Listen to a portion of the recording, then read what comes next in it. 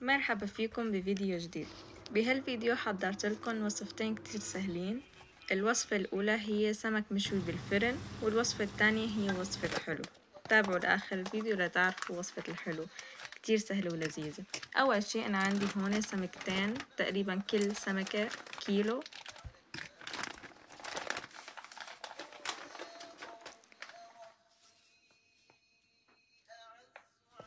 وهون أنا هيك عم نظفهم، ما تطلعوا على طريقة التنظيف، أنا هاي أول مرة بحياتي بنظف. بعدين الخلطة اللي هي زيت زيتون، بعدين البهارات اللي عنا هنن ملح، فلفل أسود، كزبرة ناشفة، وبهارات مشكلة، وفليفلة. فيكن تضيفوا كمان فليفلة حادة بهار.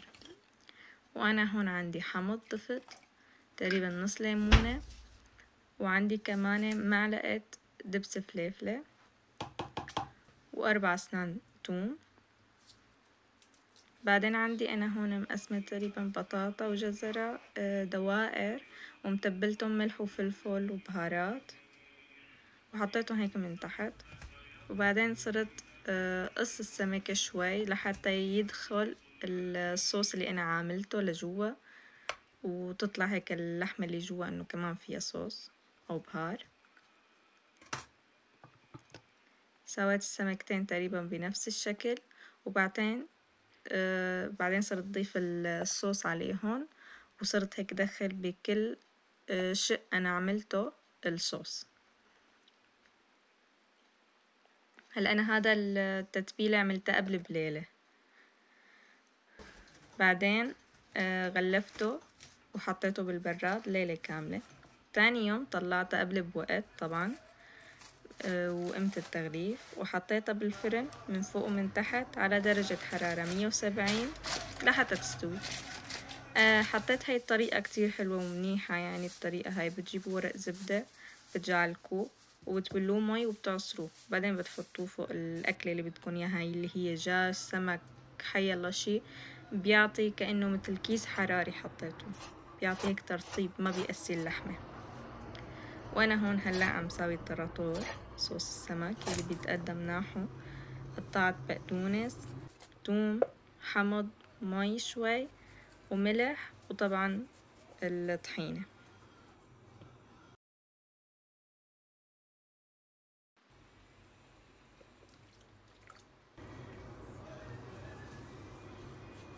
كتير طيب هالصوص نح السمك.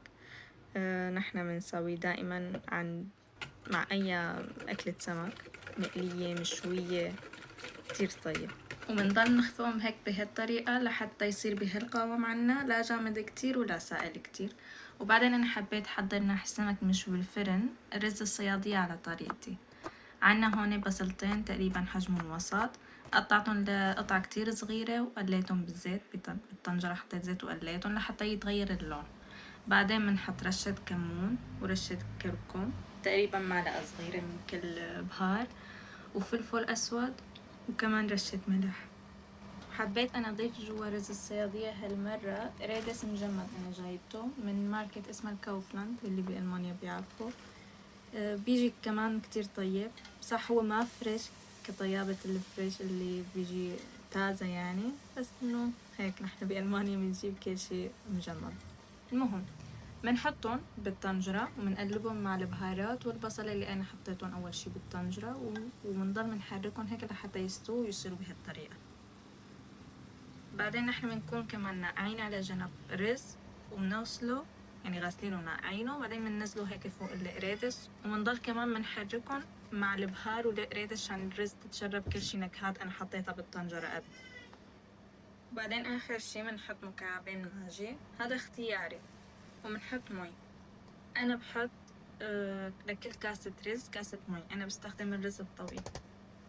وبعدين هيك بس نشوف المي نشفت بنسكر الغطا ومننوز تحته ومنهديه يعني كأي رز عادي. وكمان سويت أنا ناحل الأكل صحن بطاطا مقلية.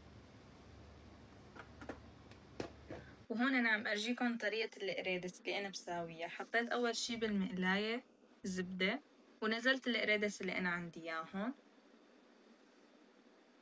وبعدين البهارات اللي أنا بحطهم هن ملح، فلفل، كزبرة ناشفة، بهار الثوم، وبهار الفليفلة الحادة فيكم تحطوا كمان الفليفلة العادية، وبس بنضل هيك بنقلبهم لحتى يستووا وبعدين بنقدمهم. وهيك آخر شي كان شكل السفرة. كان الأكل كتير طيب ولذيذ، وخاصة السمك أنا لأني حضرته قبل بيوم تشرب كل شي نكهات أنا كنت نقعته فيه. وهلا بننتقل لصحن الحلو. أنا صحن الحلو كمان عملته قبل بيوم لأنه بيحتاج إنه تحطوه بالبراد ليلة كاملة كمان. هون أنا عم أعمل معكم تشيز كيك التمر. أول شي بنحتاج 250 جرام بسكوت و150 جرام زبدة مدوبة بالميكروويف أو مدوبة بشكل عام. بتحطوها فوق البسكوت وبتخلطوهم كلهم عشان البسكوت يتشرب كل شي زبدة انتو حطيتوه مشان يتماسك وقت التقديم وهيك. بعدين بتحطوه بجاط وبترصوه كتير منيح. وللطبقة التانية بنحتاج 155 جرام قشطة و20 حبة تمر. أنا التمر اللي استخدمته حبته وسط، لا كبيرة ولا صغيرة.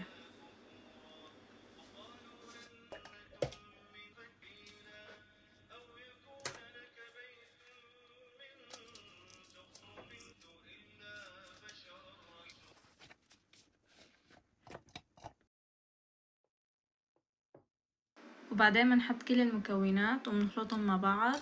وأنا ضفت هون معلقة كبيرة نسكافيه، فيكن تضيفوا انتو أي نوع تاني قهوة سريعة الذوبان، النوع اللي انتو بتحبوه. وخلطنهم كلهم مع بعض. بعدين أنا طلعت الصينية اللي نحن حطيناها بالفريزر اللي هي بسكوت، طبقة البسكوت، ونحن هلا بنحط فوقها الطبقة اللي خلطناها وبنمدها على كامل الصينية. بعدين بنحطها بالفرن على درجة حرارة 165 لمدة 10 دقايق.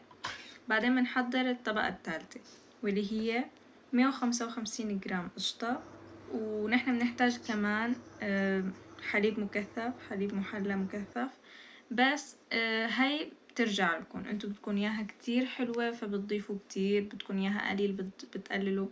انا هاي المرة ضفت 188 جرام، طلعت كتير حلوة. نحن كمان ما بننسى كمان حاطين بقلب الحلو هو التمر اللي هو كمان كتير حلو.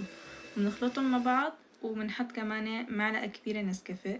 بعدين بنطلع الصينية وبنحط الطبقة الأخيرة اللي هي الطبقة الثالثة فوقها، وبنرجعها كمان رد مرة تانية على الفرن بنفس درجة الحرارة اللي حطيناها أول مرة اللي هي 165 درجة لمدة كمان 10 دقايق. بس كمان ما تطولوا عليها كتير لأنه بتصير طبقة مثل الجبنة هيك المحروقة أو الشي.